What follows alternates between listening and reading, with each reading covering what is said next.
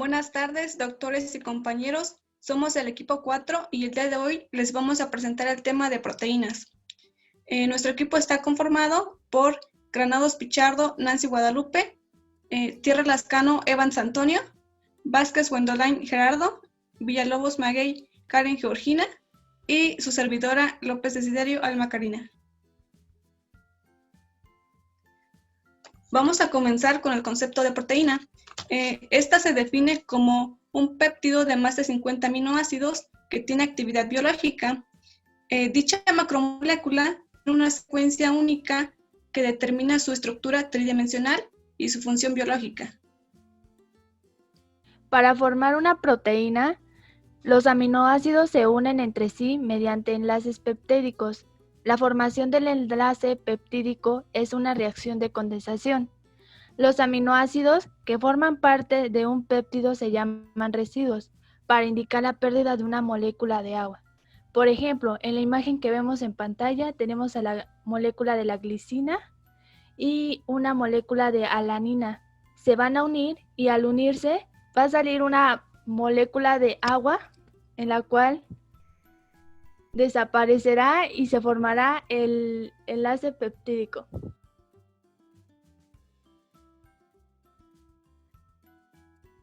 Las proteínas se pueden clasificar de acuerdo a su composición química, su forma o su función.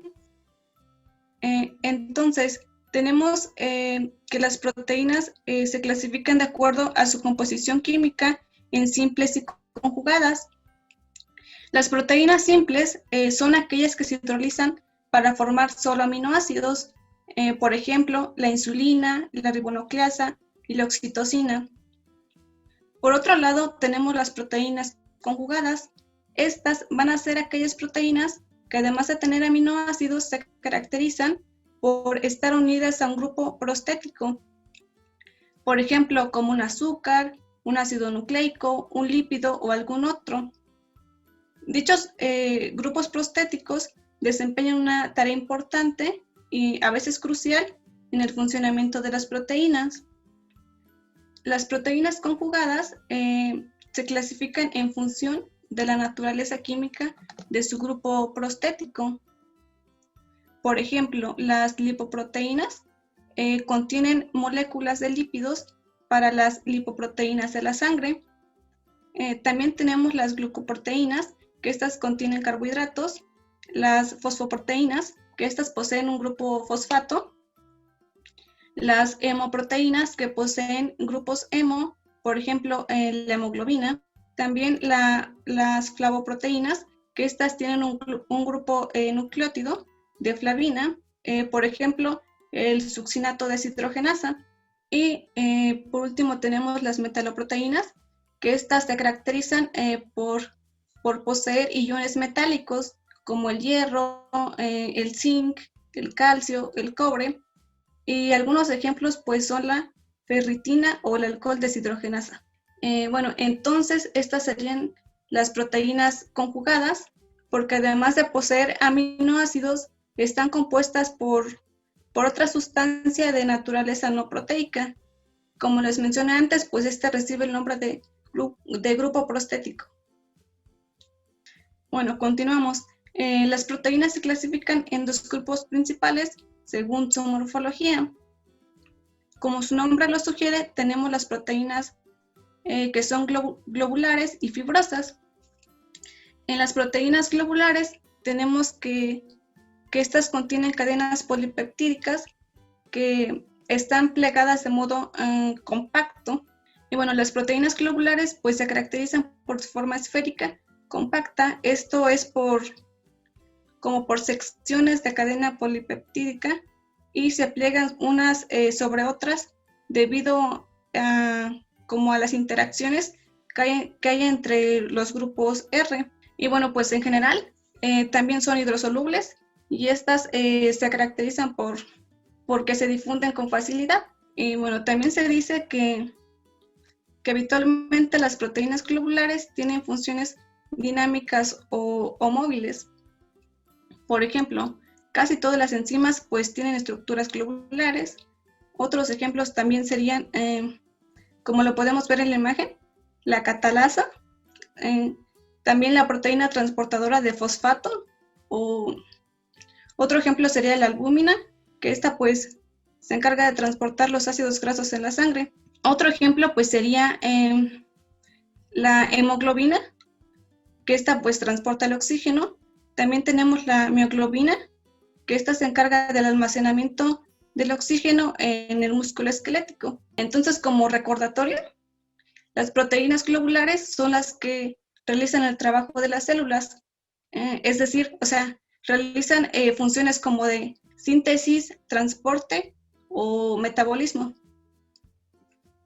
También tenemos las proteínas de estructura fibrosa, que estas se caracterizan por su forma, que son como alargadas y finas, y se las llama así porque se parecen como a fibras.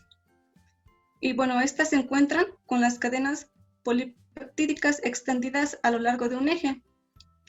Se dice que la mayor parte de las proteínas fibrosas desempeñan como un papel protector o estructural.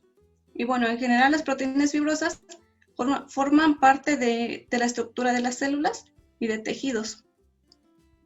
Por ejemplo, aquí las queratinas A y B, que estas son las proteínas que constituyen lo que es el pelo o la piel o también las uñas. Otro ejemplo es el colágeno, como lo podemos ver en la imagen, que esta pues es una proteína que la encontramos en lo que es tendones, cartílagos o incluso en la matriz ósea.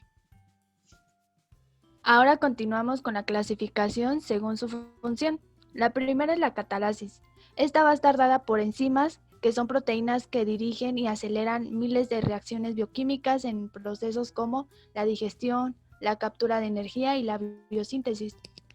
También las proteínas estructurales pueden tener propiedades muy especializadas, por ejemplo el colágeno, que es un componente principal de los tejidos conjuntivos, así como también la elastina, que está presente en varios tejidos del organismo, como vasos sanguíneos y la piel. Para que actúen de manera adecuada deben de ser elásticas. También está el movimiento, que van a participar en todos los movimientos celulares. Por ejemplo, las proteínas del citoesqueleto, como por ejemplo la actina, que es la contracción que trabaja en la contracción del músculo, y la tubulina. Estas proteínas del citoesqueleto son activas en la división celular, en la endocitosis, por ejemplo, que es un proceso en el que una célula captura una sustancia y la introduce a la membrana, y también la exocitosis, que es el proceso en el que una célula consume energía y dirige el contenido de sus vesículas secretoras hacia afuera de la célula. En cuestión de la defensa, las proteínas protectoras, como por ejemplo la queratina que se encuentra en las células de la piel, ayuda a proteger al organismo contra daños mecánicos y químicos. También están las proteínas implicadas en la coagulación hemática, que impiden la pérdida de sangre cuando los vasos sanguíneos se lesionan. En la regulación, es la unión de una molécula hormonal o un factor de crecimiento a los receptores en sus células diana para modificar la función celular. Por ejemplo, las hormonas peptídicas como la insulina y el glucagón, que van a regular la concentración sanguínea de glucosa. También está la hormona de crecimiento, que va a estimular el desarrollo y la división celular. Y por tener ejemplos de factores, tenemos el factor de crecimiento derivado de las plaquetas y el factor de crecimiento epidérmico. En el transporte, muchas proteínas actúan como transportadoras de moléculas o de iones a través de las membranas o a través de las células. Algunas proteínas transportadoras de membranas sería la bomba de sodio y potasio ATPasa. Esta va a bombear iones de sodio hacia afuera de la célula y iones de potasio del exterior al interior celular. También está el transportador de glucosa. La hemoglobina lleva oxígeno a los tejidos desde los pulmones. Y también están las lipoproteínas como LDL y HDL, que transportan los lípidos insolubles para el torrente sanguíneo. En cuestión del almacenamiento, van a actuar como reserva de nutrientes esenciales. Almacenan iones de minerales como el potasio y el hierro. El hierro es importante para la formación de la hemoglobina, también para mantener los músculos fuertes y aumentar nuestra energía. El potasio es importante para que el ritmo cardíaco se mantenga constante y también trabaja en la contracción de los músculos. En la traducción de la señal, los receptores son proteínas que permiten a las células detectar y responder señales extracelulares u hormonales. Por ejemplo, los receptores acoplados a proteína G, que van a llevar una señal desde el receptor en la membrana celular a una o varias proteínas diana. En el sistema inmunológico tenemos al receptor de linfocitos T y al receptor antigénico de linfocitos B. Esta es una tabla de las funciones de las proteínas de acuerdo a su función, algunos ejemplos en cada función y su acción de cada uno de los ejemplos. Aquí están algunas ya mencionadas, por ejemplo el colágeno, que forman los tendones, hueso, cartílago, piel, la elastina, que es un conectivo elástico entre células, la queratina para formar piel y derivados como pelo y uñas, la insulina que va a regular el metabolismo glucódico, también las proteínas G, que es la comunicación entre células, la actina para la construcción muscular de miofibrillas, la miosina, la contracción muscular de miofibrillas igual, la tubulina, formar microtúbulos del citoesqueleto, por mencionar algunas. Tenemos que las proteínas, para que puedan ser funcionales, poseen una estructura. Entre ellas encontramos la estructura primaria, secundaria, terciaria y cuaternaria. Bien, iniciaremos con la estructura primaria. Tenemos que la estructura primaria de una proteína es la secuencia lineal de sus aminoácidos, como las flechas nos indican en la imagen. Esta secuencia lineal de aminoácidos se une covalentemente mediante enlaces peptídicos. Y bueno, si observamos la otra imagen, el enlace peptídico son las uniones amida entre el grupo A-carboxilo de un aminoácido y el grupo amino de otro. Algo importante es que los enlaces peptídicos resisten a condiciones que desnaturalizan las proteínas, por ejemplo, el calor o incluso concentraciones elevadas de urea. Por último, tenemos que la estructura primaria está determinada genéticamente, o sea, quien determina la secuencia de aminoácidos en la estructura primaria es el DNA. Posteriormente pasamos a la estructura secundaria de las proteínas. Entonces, tenemos que la estructura secundaria de una proteína describe el tipo de estructura que forma, o sea, se refiere a la disposición repetitiva y regular de determinadas zonas del esqueleto de la cadena polipeptídica a lo largo de un eje. Y bueno, esto sucede cuando los aminoácidos forman enlaces por puentes de hidrógeno dentro de una sola cadena polipeptídica o incluso entre cadenas polipeptídicas. Algo importante es que la fuerza química que establece a la estructura secundaria son los puentes de hidrógeno, que estos son establecidos entre los elementos del enlace peptídico. Entonces, como cuáles pueden ser estos patrones estructurales repetitivos de la estructura secundaria. Tenemos a la hélice alfa y la lámina beta, que pues son ejemplos de la estructura secundaria que se encuentran comúnmente en las proteínas. Y bueno, estos posteriormente los abordaremos a detalle. Bien, tenemos la hélice alfa. La hélice alfa es una estructura rígida.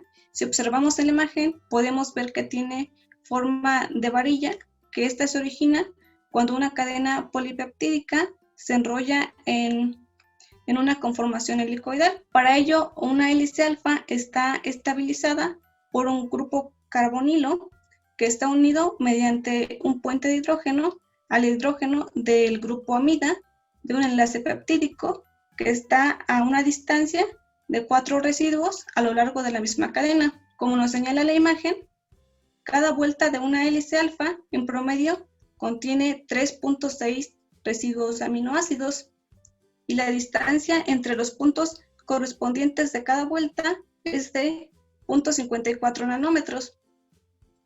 Y se dice que en la mayoría de las proteínas naturales, la hélice pues va a girar hacia la derecha, o sea, gira en sentido de las agujas de reloj. Si vemos la siguiente imagen, es un eje de un hélice alfa visto desde arriba. Podemos observar que los grupos R en la imagen son los que están como de color amarillo, o también llamados cadenas laterales de los aminoácidos. Estos se van a extender hacia afuera del eje central para evitar inferir estéricamente entre sí. Continuamos con la hoja beta o lámina plegada beta. Esta se llama plegada porque las cadenas polipeptídicas casi están completamente extendidas, como lo vemos en la imagen, en la parte de abajo de color azul. Parece como una hoja de papel doblada. Bueno, todos los componentes del enlace peptídico intervienen en puentes de hidrógeno. Como lo vemos en la misma imagen, en la parte superior, estas van a estar compuestas por 2 o más cadenas peptídicas. Los puentes de hidrógeno son perpendiculares al esqueleto polipeptídico. Observamos en la imagen las 2 cadenas polipeptídicas y en medio de ellas están los puentes de hidrógeno.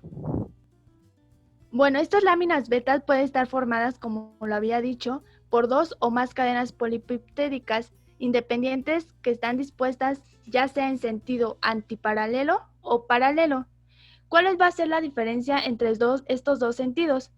En el sentido antiparalelo, los extremos, tanto amino como carboxilo, van a estar alternados, como lo vemos en la imagen con la letra B. Y el sentido paralelo va a tener tanto los extremos terminales como los extremos carboxilos juntos, como lo vemos en la letra C. La unión de estas 2 cadenas peptídicas van a estar dadas por giros, tanto alfas como betas. La estructura terciaria de una proteína comprende atracciones y repulsiones entre los grupos R de los aminoácidos en la cadena polipeptídica. A medida que se producen interacciones entre diferentes partes de la cadena peptídica, segmentos de la cadena giran y se doblan hasta que la proteína adquiere una forma tridimensional específica. La estructura se estabiliza mediante interacciones entre los grupos R de los aminoácidos en una región de la cadena polipeptídica y los grupos R aminoácidos en otras regiones de la proteína. Las estructuras que estabilizan esta terciaria son interacciones hidrofóbicas. Son interacciones entre aminoácidos que tienen grupos R no polares. Dentro de una proteína, los aminoácidos con grupo R no polar se alejan del ambiente acuoso, lo que forma un centro hidrofóbico en el interior de la proteína. Interacciones hidrofílicas. Son atracciones entre el ambiente acuoso externo y los grupos R de aminoácidos polares.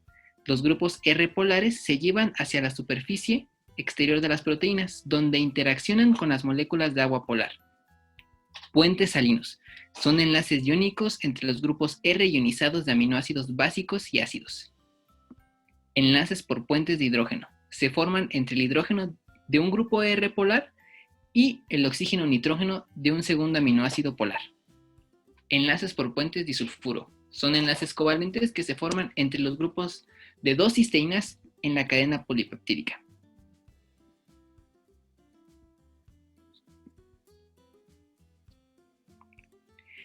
Si bien muchas proteínas son biológicamente activas como estructuras terciarias, algunas de ellas necesitan 2 o más estructuras terciarias para ser biológicamente activas.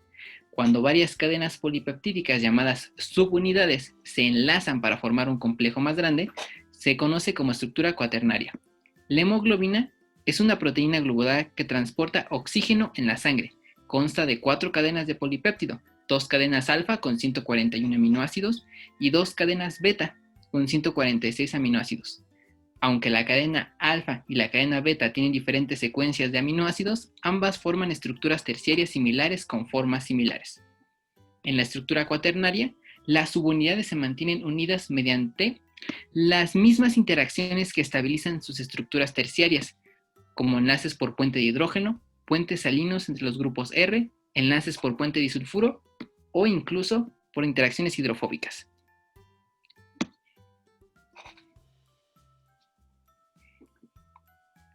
En muchos casos, las proteínas se van a agrupar entre sí con otros grupos de biomoléculas para formar proteínas supramoleculares de un orden superior que tienen un carácter permanente.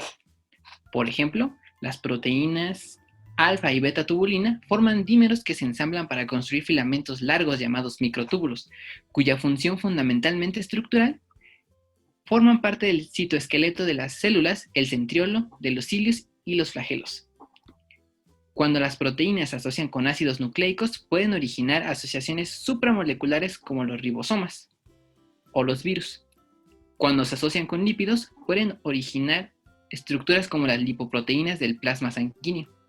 Cuando se asocian con azúcares, pueden originar asociaciones como los proteoglucanos y los péptidoglucanos de la sustancia fundamental. Bien, como sabemos, para que una proteína pueda ser funcional, se necesita plegar correctamente. Este proceso comienza durante la síntesis de los ribosomas y continúa una vez sintetizada la cadena polipeptídica. Para este proceso se necesitan unas proteínas específicas llamadas chaperonas, inicialmente conocidas como proteínas de choque térmico o Heat Shock Proteins, abreviadas HSP. Estas son proteínas que interaccionan con polipéptidos parcial o incorrectamente plegados para ayudarles a plegarse. Y existen varios tipos de chaperonas, las HSP70 con un peso molecular aproximado de 70 kilodaltons, las HSP90 que participan también en la transducción de esteroides, las chaperoninas que son proteínas grandes formadas por varias subunidades y bueno, las HSP70 son monómeros altamente conservados y se unen a las zonas hidrofóbicas de la cadena polipeptídica no plegada, evitando así que se agreguen con varios ciclos de hidrólisis de ATP, que son los que ayudan al plegamiento correcto de la proteína. También permiten que el pliegue no se realice sino hasta que esté en el orgánulo de su destino. Las chaperoninas de eucariotas TCIP están formadas por 8 unidades de HSP60, mientras que en las células procariotas las chaperoninas tienen 14 subunidades idénticas que van a formar un complejo de barril, y a este se le conoce con las siglas GROEL. El mecanismo por el cual el GROEL interviene en el plegamiento proteico es dependiente de ATP. La proteína desplegada se introduce dentro de la chaperonina y junto con otra, la GROES, cubren los extremos del barril. Como las TCIP no tienen una chaperonina análoga a la GROES, el último paso de plegamiento proteico difiere en las células eucariotas y son necesarias para otras que no lo hacen espontáneamente. La proteína se introduce en la cavidad central hidrofóbica y cuando termina el plegamiento de la proteína adentro de la chaperonina, la hidrólisis de ATP se convierte en la cavidad en una superficie hidrofílica y así la cadena polipeptídica se libera, y cuando la cavidad se vacía, la superficie se vuelve hidrofóbica otra vez y comienza el ciclo de nuevo para entrar a otra proteína desplegada. En resumen, primero entran las HSP70 cuando se está sintetizando en ribosomas, luego entran las chaperoninas para ayudar con el desplegamiento y además promueven el plegamiento de las proteínas nacientes, intervienen en renaturalizar las proteínas cuando se desnaturalizan parcialmente en condiciones agresivas, y si esto no funciona, el repliegue entonces promueven la degradación. Ahora que entendemos que la estructura y plegamiento de una proteína es complejo y es muy diverso en las 4 fases de su estructura, podemos entender lo que es un plegamiento anómalo o una anormalidad en el plegamiento de la estructura de la proteína. Esta la podemos tomar tanto desde la expresión del gen, donde hay una afección congénita o una malformación del gen encargado de la proteína que la estructurará de mala manera. De igual forma, en un segundo nivel tenemos a la célula, que antes de que siquiera la proteína salga de ella, puede bloquear por medio de un control el mal plegamiento de la proteína y desintegrarla dentro de sí misma para que no llegue a causar alguna afección en el cuerpo. Sin embargo, el control no es perfecto. Con el paso del tiempo va fallando, va degenerándose también. Y todos esos agregados intracelulares y extracelulares de las proteínas mal plegadas se van acumulando y al final de cuentas pueden salir de la célula y expresarse en una proteína normal. El ejemplo más común que se le refiere es la amiloidosis. Esta amiloidosis se provoca por una agregación espontánea de los acúmulos de las proteínas mal plegadas, a las cuales denominamos amiloides. Estos amiloides se plegarán o se agregarán a una proteína sana para viajar a otros tejidos. En este caso es importante porque ese amiloide es neurotóxico y degenerativo, creando modelos de fibrillas amiloides en las enfermedades, como el Parkinson, la enfermedad de Huntington o la enfermedad de Alzheimer, que es donde más se encuentran estos amiloides y donde más se han estudiado. Otro ejemplo que podemos encontrar en las proteínas más pegadas son los priones. Un prion en esta ocasión lo definiremos como el agente infeccioso proteico. Este agente PRCPC en el cuerpo por sí solo no hace gran cosa y puede ser eliminado. Sin embargo, cuando se une a un PRCPC no infectado o normal de hélice alfa, comenzará una formación de PRCPSC de forma causante a la enfermedad. ¿Qué quiere decir esto? Que cuando la PRCPS infectada se une a una proteína normal de hélice alfa, comenzará a recrearse en proteínas infectadas. Esto lo vemos en enfermedades priónicas como la encefalopatía de Creutzfeldt-Jakob, SJ, o comúnmente conocida como la enfermedad de las vacas locas. Como ya les comenté, también existen mutaciones en los genes, entonces esta enfermedad también puede ser hereditaria, pero sigue siendo parte de un prion. Estos priones crearán una plantilla para empezar a replicar la proteína infectada, siendo estas proteínas resistentes a la degradación proteica. Con el paso del tiempo y una acumulación constante, empezarán a expresar la forma infecciosa de la enfermedad y a tener los causantes de la misma dentro del cuerpo humano.